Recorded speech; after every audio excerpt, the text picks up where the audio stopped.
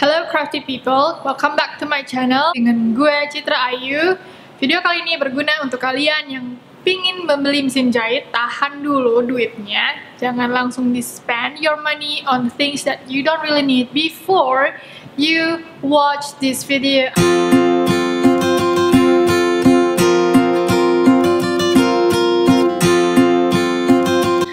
Tipsnya supaya kamu nggak ceroboh dalam membeli mesin jahit. Pertama, yang bakal aku bahas di video ini adalah membeli mesin jahit portable, bukan mesin jahit manual atau bisa disebut mesin jahit hitam atau mesin jahit nenek, karena banyaknya yang pakai nenek-nenek yang hitam yang biasanya pakai meja dan pakai kaki.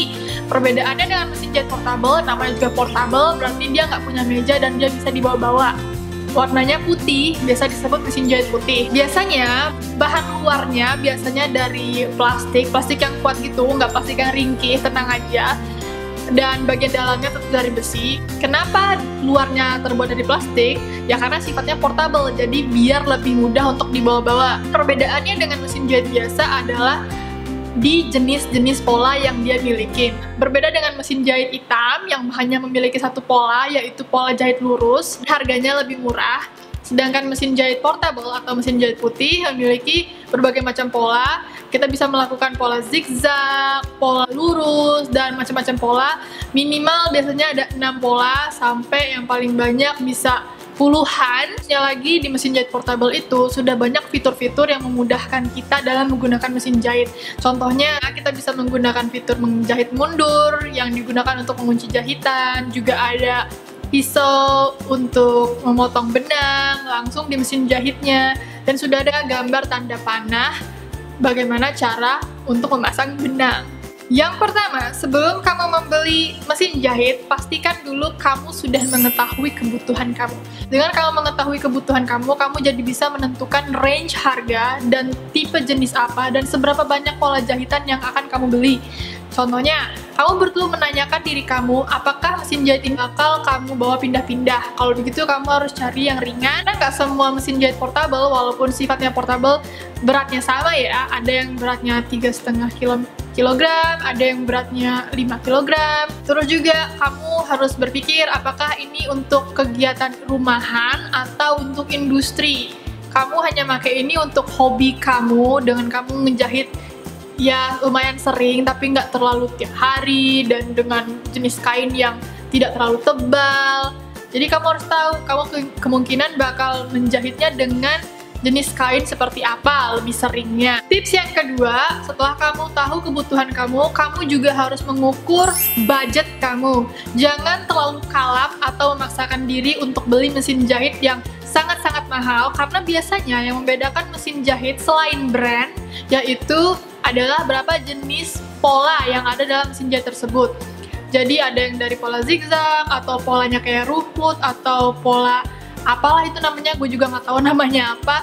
Yang pastinya biasanya tidak kalian perlukan. Yang paling penting, yang paling sering digunakan adalah pola zigzag dan pola lurus. Udah itu aja.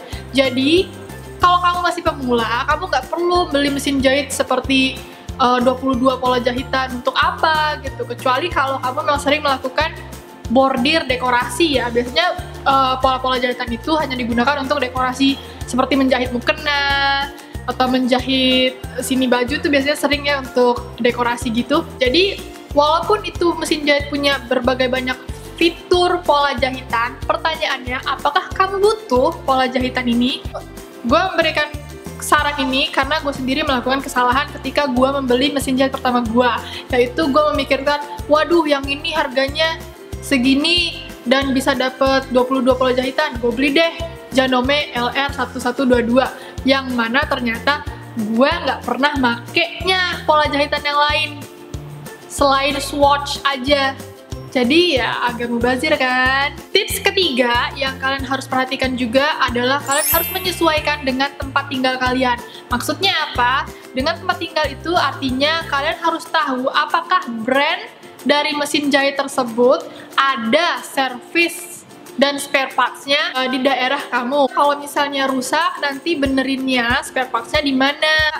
Nggak semua servis mau menerima servis mesin jahit merek-merek yang lain-lain gitu. Misalnya kalau mesin jahit Singer, biasanya dia mau menerima servis mesin jahit lain, merek lain, tapi hanya merek-merek tertentu, nggak semua merek. Dan itu pun juga kadang-kadang mereka susah untuk mencarikan spare part-nya. Jadi kalian harus pastikan ada nggak spare parts-nya di daerah kalian. Kalau kalian tinggalnya nggak di kota besar yang lengkap seperti Jakarta atau Surabaya, lebih baik pilih cara aman aja lah, mesin jahitnya yang lebih banyak didapatkan spare parts-nya seperti Singer atau Genome atau Brother. Nah, itu dia, balik ke jangan pilih merek abal-abal. Seperti banyak tuh sekarang ya mesin jahit mini dengan harganya yang jauh lebih murah daripada mesin jahit portable biasanya, dengan bentuknya yang lebih kecil tapi banyak kelemahannya. Karena gue juga udah pernah melakukan itu dulu waktu masih belajar jahit, pernah tuh beli mesin jahit yang mini-mini gitu yang harganya cuma